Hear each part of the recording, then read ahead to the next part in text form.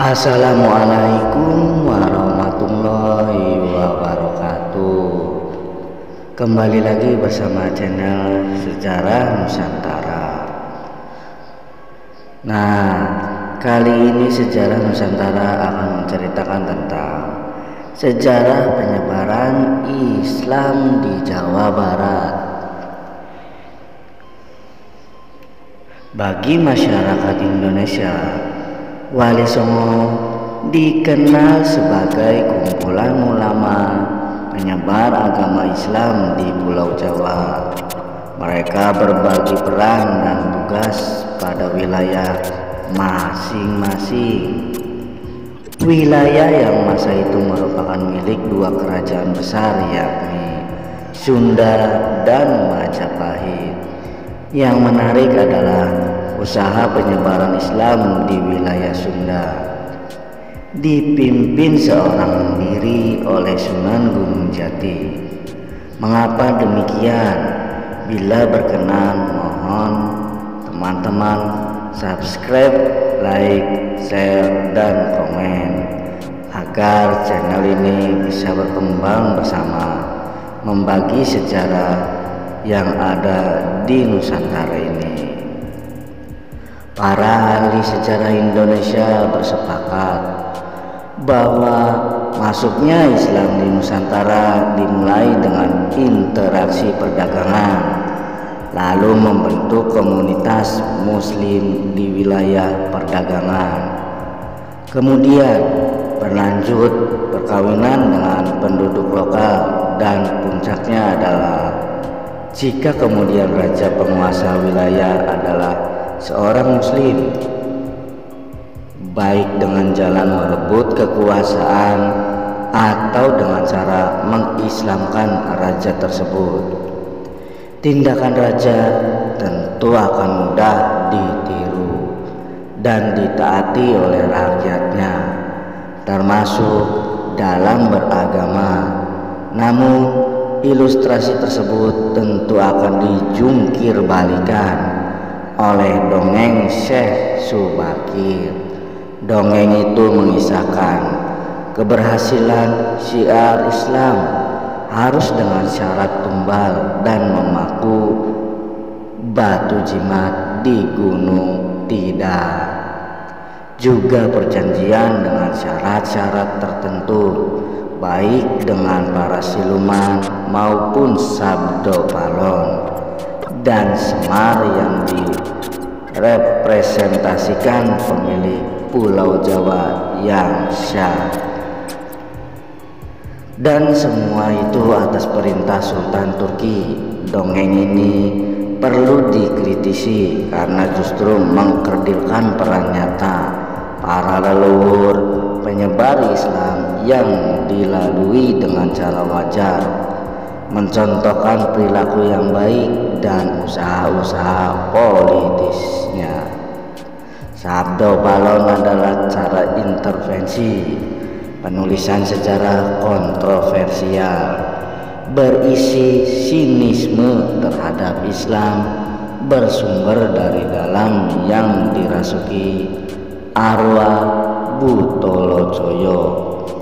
Artinya informasi sejarahnya dari orang kerasukan yang dituliskan dan saling mengutip di antara Serat Gatoloco, Babat Kediri, dan Serat Damogandul. Ayo kita tinggalkan dulu dongeng Syekh Subakir serta kisah Sabdo Palon. Dari segi keilmuan, setidaknya ada 4 teori kedatangan para pembawa agama Islam di Nusantara, yaitu teori kedatangan dari bangsa Arab, teori Persia, India, Gujarat, dan Tiongkok. Adapun penyebarannya ada 5 bentuk: 1. Perdagangan, 2. Perkawinan, 3. Pendidikan, 4. Kesenian, dan 5. Politik. Hubungan Muslim pendatang di Nusantara, dimulai pada masa awal Islam itu lahir. Hal ini bisa dilihat jejaknya pada makam di Barus yang bertanggal 4 Hijriah. Untuk di Jawa Barat atau Pasundan, sosok Bratalegawa adalah tokoh pertama yang tercatat dalam naskah tradisi sebagai haji pertama, yang kemudian disebut dengan Haji Purwa Galau. Bratalegawa adalah anak Prabu Bunisora, raja pengganti kakaknya yang gugur di Perang Bubat pada tahun 1357, yaitu Prabu Linggabuana. Bratalegawa menjadi muslim karena profesinya sebagai pedagang. Kemudian menikah dengan wanita Gujarat bernama Farhana. Bratalegawa setelah menjadi muslim tinggal bersama kakaknya yang bernama Giri Dewata Kasmaya di Cirebon Girang, penguasa kerajaan Singapura.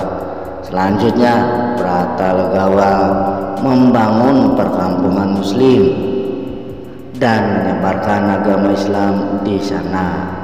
Selain berdagang, Singapura adalah kerajaan bawahan Sunda Galuh, pemilik pelabuhan Muara Jati yang sudah ramai dengan lalu lintas dagang antar negara. Kisah Bratalegawa atau Haji Purwa Galuh adalah contoh bentuk proses masuknya Islam dari perdagangan dan perkawinan. Hubungan tersebut dibuktikan dengan penemuan harta karun di perairan Cirebon pada tahun 2004 oleh perusahaan asing.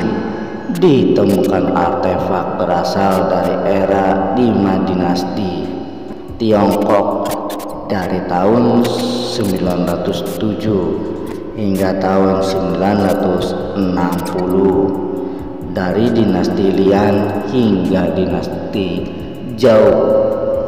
Selain itu, terdapat artefak kerajinan gelas berasal dari kerajaan Sasanian, Persia, dan kristal peninggalan dinasti Fatimiyah tahun 909. Sayangnya, harta karun itu dilelang karena milik perusahaan asing di dalam bentuk pendidikan di Pasundan, Jawa Barat, yaitu dengan keberadaan Pondok Syekh Guru di Karawang pada tahun 1416. Di pondok ini Nyai Subang Larang, anak Kiding Tapa atau cicit Prabu Bunisora, belajar kemudian menikah dengan Prabu Siliwangi. Selain itu, terdapat pondok yang Nur Jati di Pasambangan Jati yang berdiri tahun 1420. Di pondok ini putra Prabu Siliwangi, Pangeran Cakrabuana, dan Rara Santang belajar. Rara Santang melahirkan putra yang bernama Sunan Gunung Jati.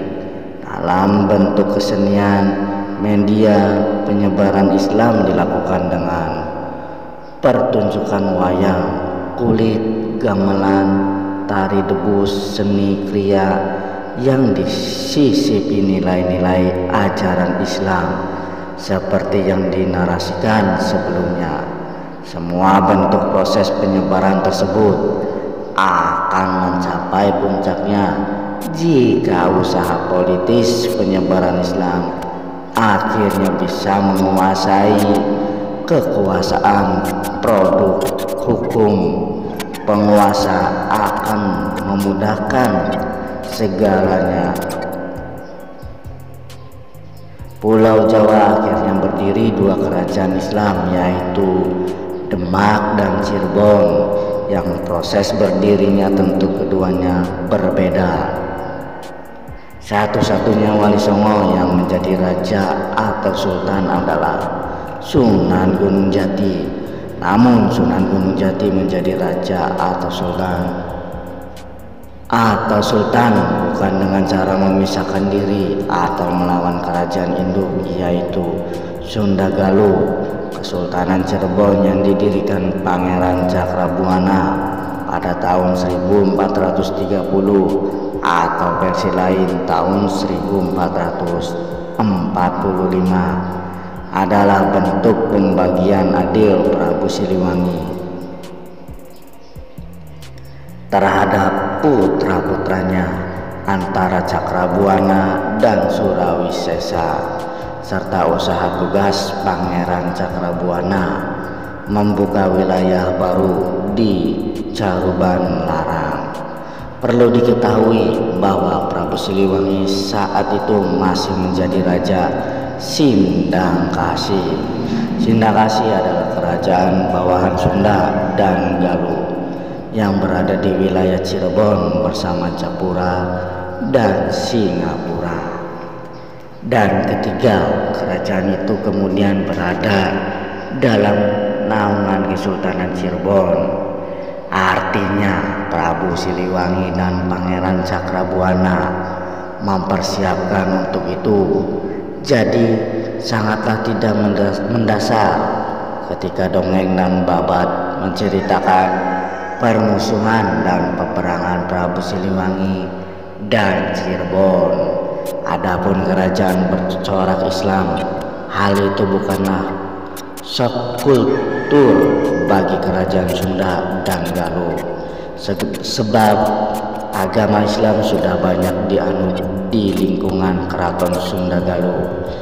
Prabu Siliwangi pun menikahi Subang Larang dengan cara Islam, meski tidak berkompeten, juga mengatakan bahwa Prabu Siliwangi Islam tidak ada yang dipertentangkan pada kemunculan kerajaan Islam Cirebon, sebab Cakrabuana adalah gabungan dua keturunan Sunda Galuh, baik Prabu Linggabuana yang gugur di Bubat maupun Prabu Bunisora. Hal ini berbeda dengan kemunculan Demak daerah Majapahit. Raden Patah lahir dari istri selir keturunan ibu dari Tiongkok. Ini tentu menjadi perdebatan dalam lingkungan keraton Majapahit. Perlindungan dan toleransi Prabu Siliwangi terhadap anak dan cucunya, yaitu Kian Santang di pedalaman Pasundan Cakrabuana dan Sunan Gunung Jati di pesisir, membuat Islam cepat berkembang. Pada tahun 1482 Prabu Siliwangi menjadi penguasa tunggal penggabungan Sunda dan Galuh.